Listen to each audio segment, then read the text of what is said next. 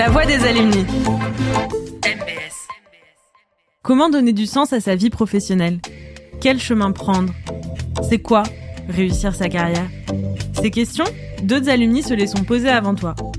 Ensemble, on va aller à leur rencontre et on va découvrir des parcours inspirants, variés et engagés.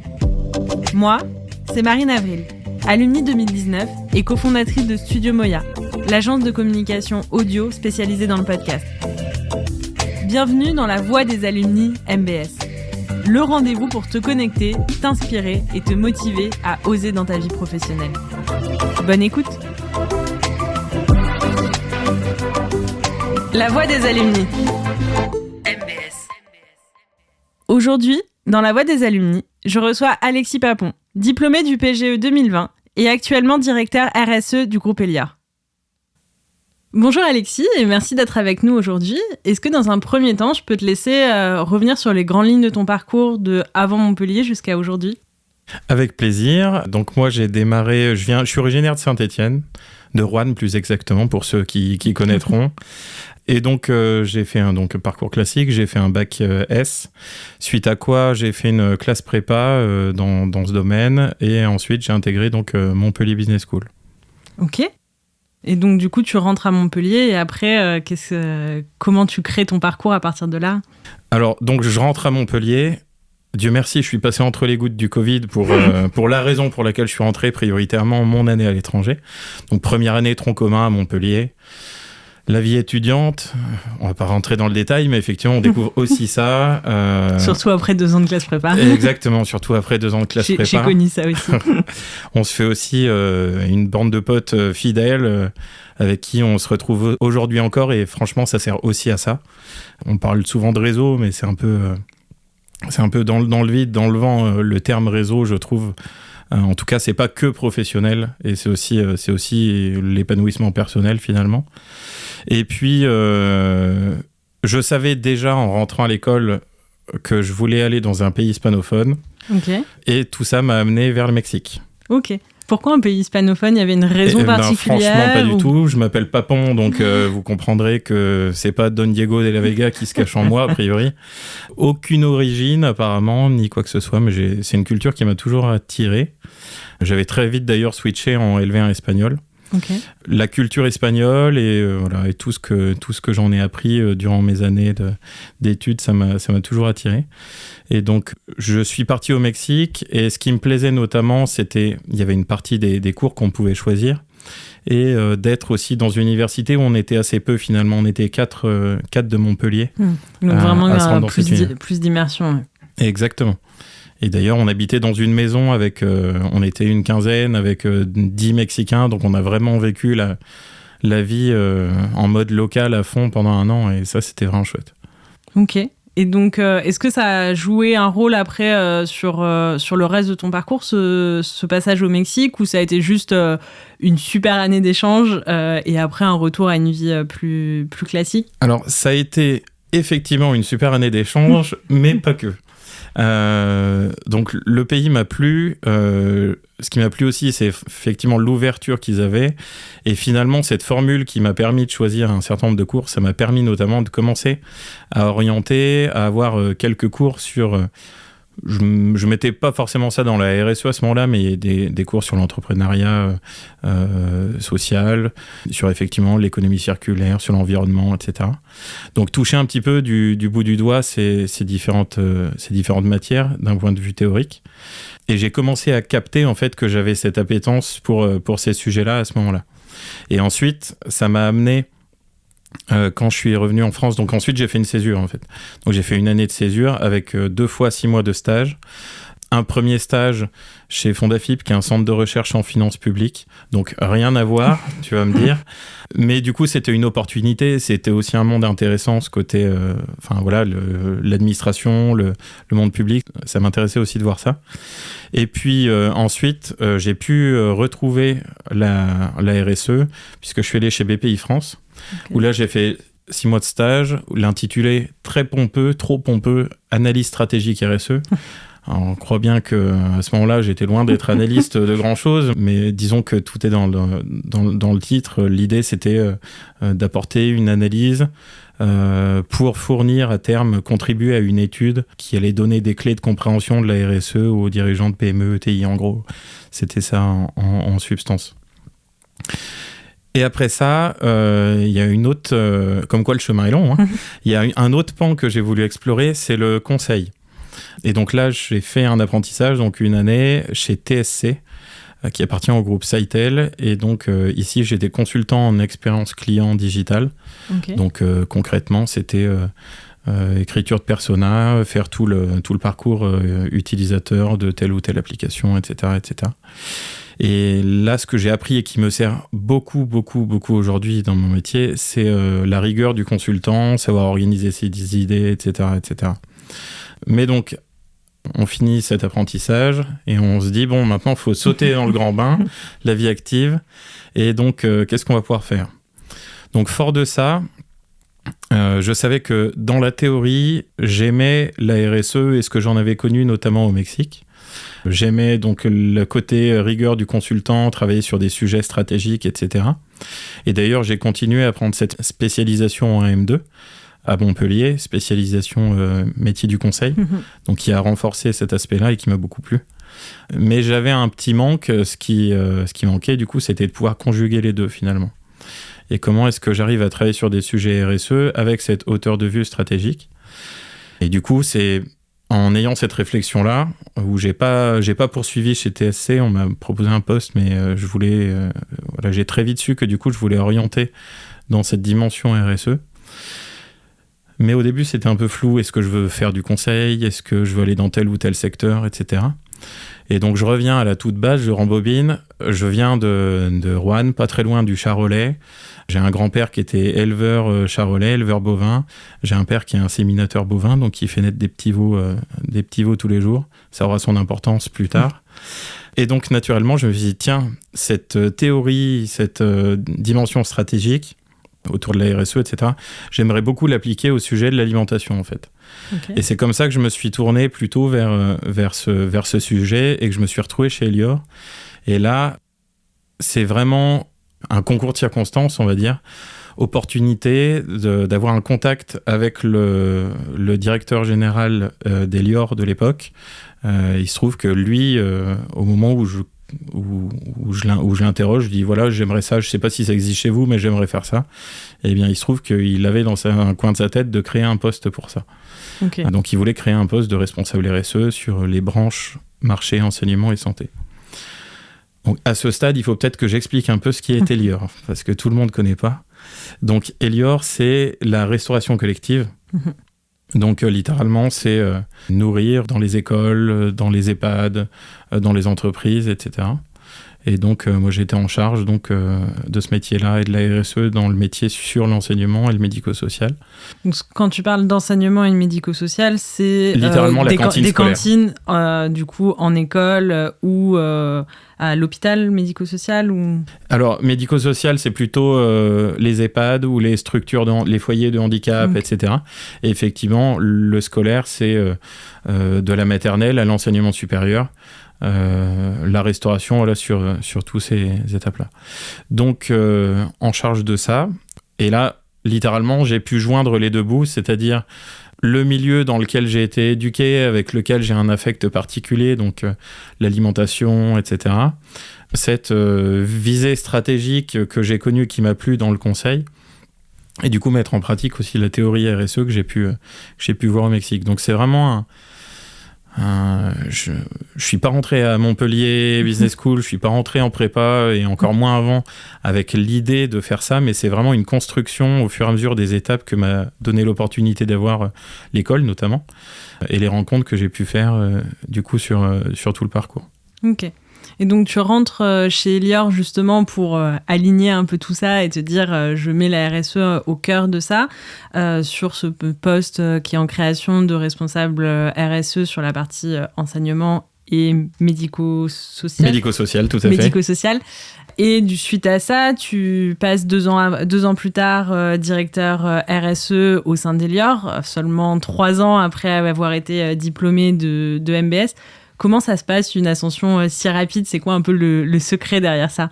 Oh là là, si je connaissais la recette, je vous la partagerais volontiers, mais en fait, là aussi, c'est un concours de circonstances.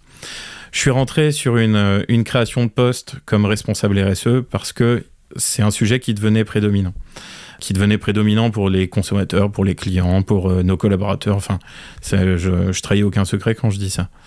Et au bout d'un an et demi, ou un peu plus d'un an et demi où j'étais dans l'entreprise, ça s'est fait encore plus pressant. Et donc là, la décision stratégique, c'était du coup de créer une direction RSE, à proprement dit, là où moi, au départ, j'étais rattaché à un service support. Et donc, ça a été vraiment donner plus d'importance, donner plus de poids à la RSE. Et tout simplement, moi, j'ai bénéficié de ce moment stratégique où malgré effectivement, à peine 2 années, c'est assez court, et en même temps, j'ai été dans les plus vieux, du coup, à faire de la RSE parce que c'était un sujet nouveau. Et donc on m'a propulsé sur ce poste-là, qui était du coup aussi une création de poste, mais au-delà, là, une création de direction où donc j'ai constitué mon équipe. Et ça, c'est super, en l'occurrence, de pouvoir aussi choisir les personnes qui vont t'accompagner dans le quotidien, etc. Et ce qui est super aussi dans la RSE, c'est que du coup, j'ai des profils qui sont hyper différents. Moi, j'ai fait une école de commerce et finalement, dans ma carrière, depuis que je suis en CDI, j'ai fait que de la RSE. J'ai quelqu'un avec moi qui a fait des ressources humaines avant. J'ai quelqu'un d'autre qui a été acheteuse avant. Donc voilà, mais finalement, on se retrouve tous autour de ça et on a chacun des grilles de lecture et des affinités, des compétences qui sont un peu différentes. Et ça, c'est assez riche et c'est aussi quelque chose d'hyper moteur, je trouve. Ok. Et donc, tu parles justement du fait que la RSE est vraiment un sujet sur le devant de la scène, d'où la création de cette direction. C'est quelque chose qui est de plus en plus demandé, avant tout par les consommateurs et les entreprises qui s'adaptent. Comment on fait du coup pour avoir une vraie politique RSE qui va être sincère et vertueuse et pas tomber justement sur du greenwashing, du social washing ou autre? Alors, moi, j'ai une chance, c'est que je suis dans un secteur où il est plus facile de porter des sujets RSE, et en particulier le développement durable, et ça va être très simple. C'est parce que, je vais vous citer un certain nombre de mes sujets, le gaspillage alimentaire par exemple, quand je le réduis, ça fait gagner de l'argent. Quand je réduis les consommations énergétiques, ça fait gagner de l'argent. Et tout simplement, c'est aussi devenu un critère qui porte de plus en plus de poids dans les appels d'offres. Et donc, on remporte littéralement des marchés parce qu'on est bien positionné sur la partie RSE et parce qu'opérationnellement, on sait mettre des choses en œuvre. Notamment sur tout ce qui est le suivi de l'impact carbone de l'alimentation au sein des restaurants, ce genre de choses. On est performant sur ces sujets, donc littéralement, ça devient des aspects différenciants commercialement, en fait, tout simplement. Et donc, il y a des sujets qui, littéralement, sont performance RSE égale performance économique. Donc, on ne va pas se le cacher. Quand on va voir un dirigeant, c'est facilitant de pouvoir avoir cette grille de lecture. Et ensuite, il y en a aussi qui, par nature, ont envie de se positionner sur ces sujets-là. En l'occurrence, on est aussi sur un secteur à visée sociale. On y est tous passés par la cantine, en l'occurrence, hein, donc en général, ça parle à tout le monde. Pour certains, c'est le seul repas équilibré de la journée. Et donc, quoi qu'il en soit, le métier, il est totalement connecté à cette dimension sociale et on peut pas faire abstraction de ça. Et il y a autre chose, c'est un peu plus subi, mais il y a aussi une réglementation qui avance hyper vite sur ces sujets-là. Enfin, on peut citer Egalim ou ce genre de loi qui nous pousse effectivement à aller mieux sur la réduction de l'usage du plastique, sur des produits labellisés, sur la réduction du gaspillage alimentaire, etc., etc. Et donc, on a plein de sujets simultanément à traiter qui sont motivés par nos clients, par la réglementation, par l'entreprise elle-même.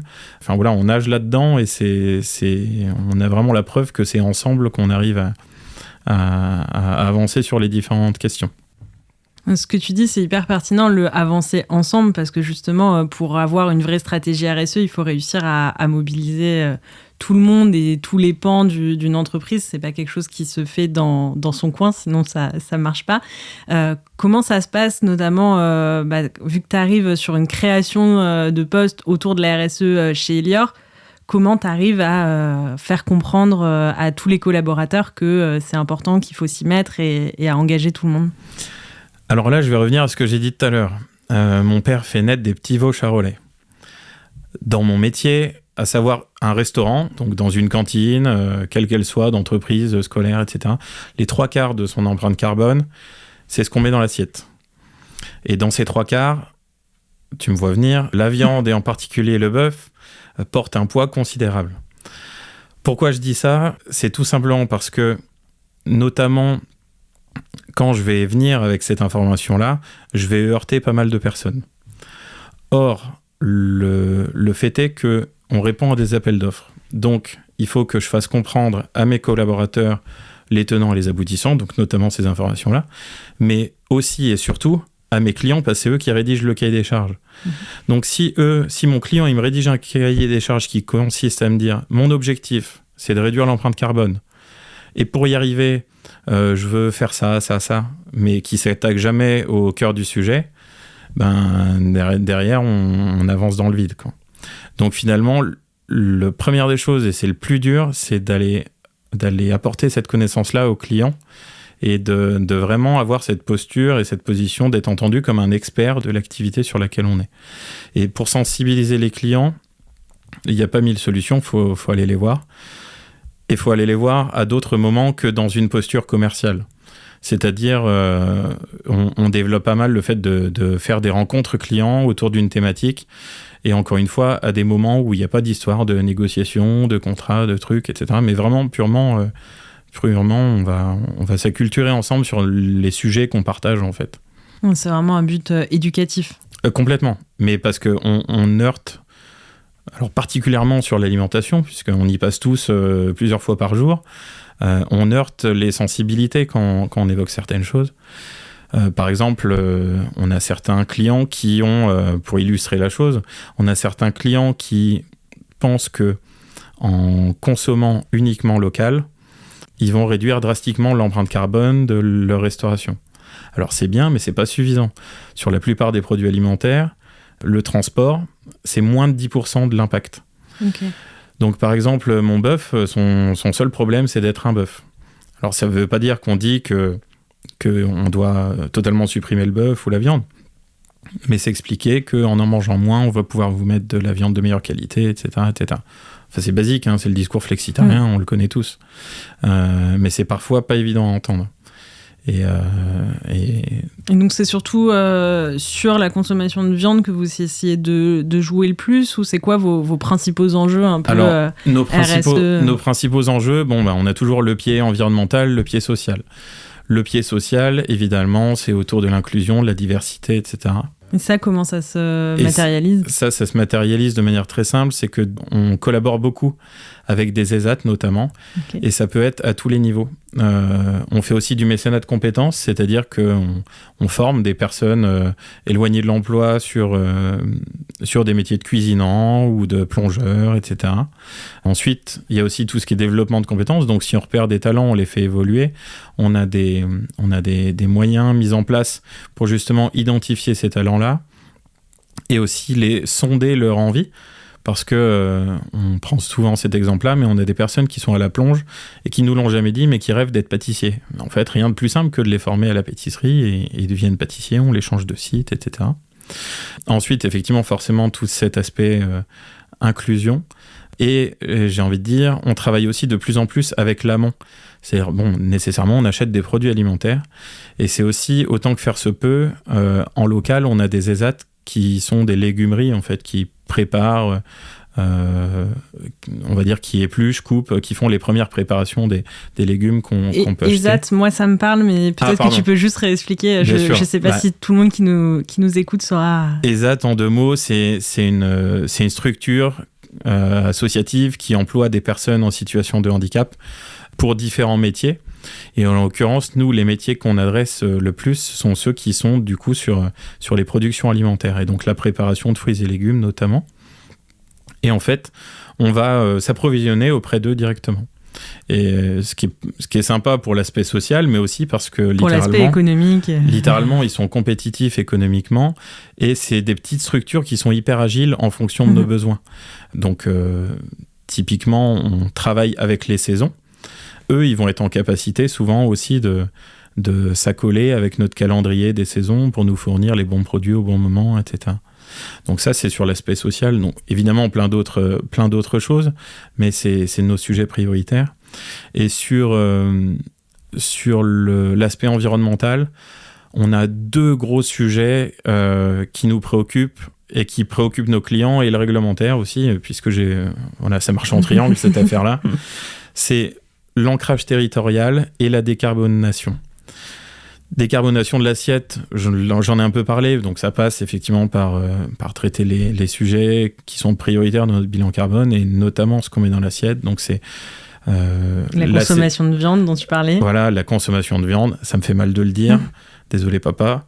Mais effectivement, c'est entre autres ça, la saisonnalité, consommer local, favoriser les circuits courts. La saison, c'est vraiment important, on l'oublie souvent, mais c'est vraiment hyper important, même si on commence à avoir l'habitude...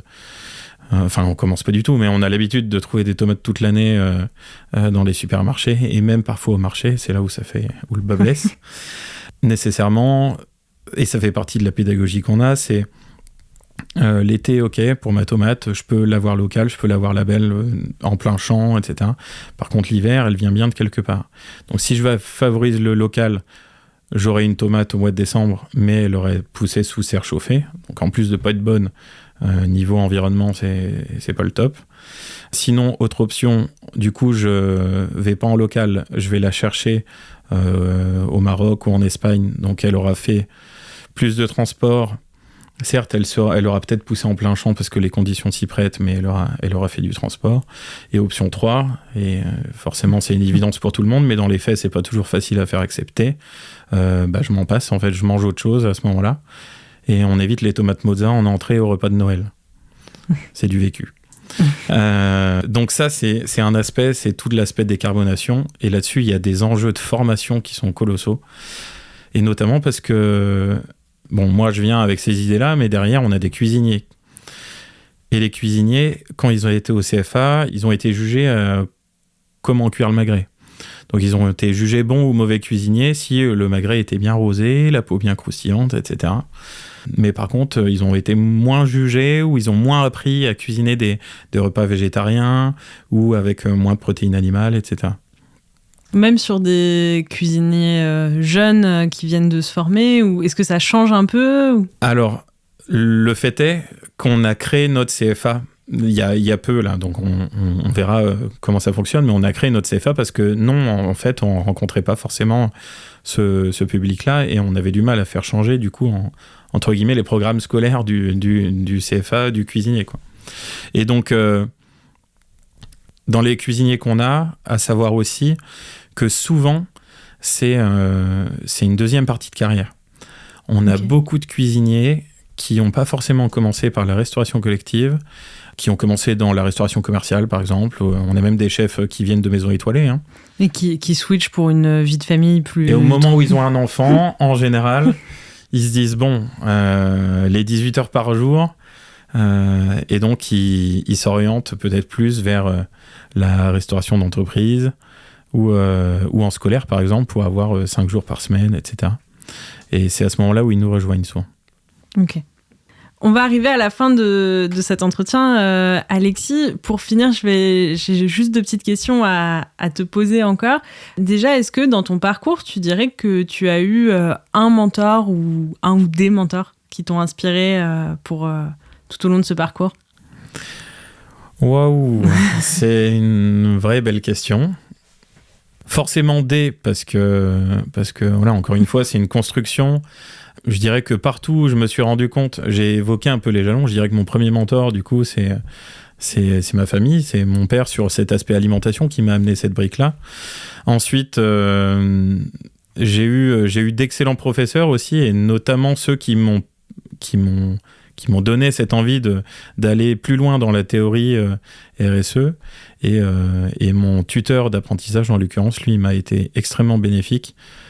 Après, aujourd'hui, nécessairement, les personnes que j'ai en mentor, c'est aussi mes pairs. C'est ceux qui partagent ces métiers-là, ce quotidien-là, et qui, du coup, ont plus d'expérience ou un regard différent.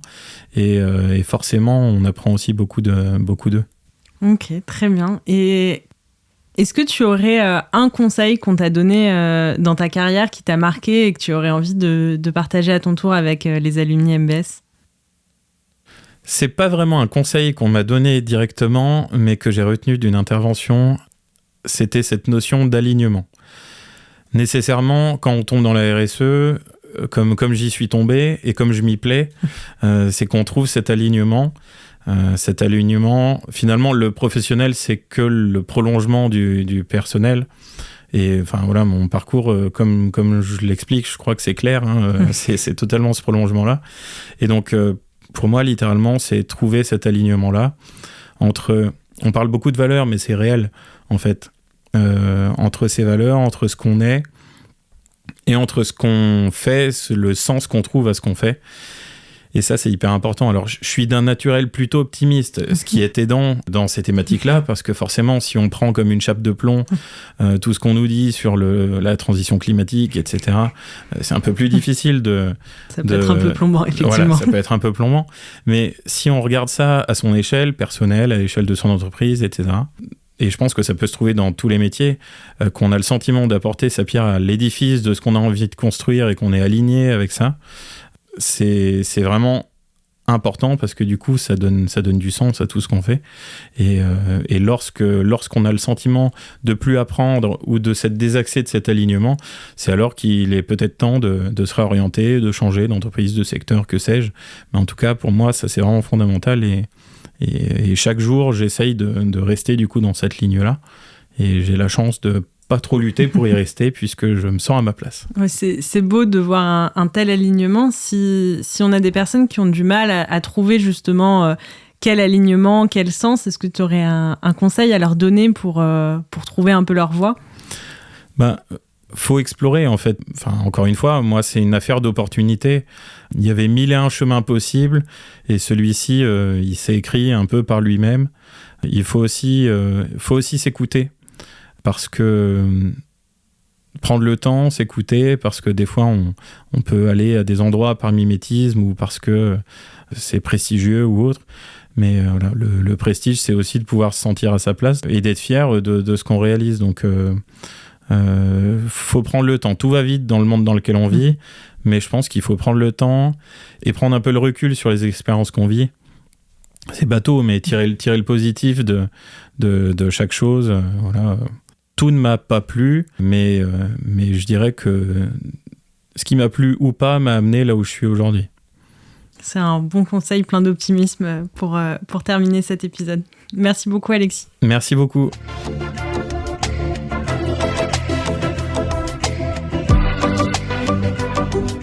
La voix des alumni. MBS. Une production Studio Moya. Studio Moya.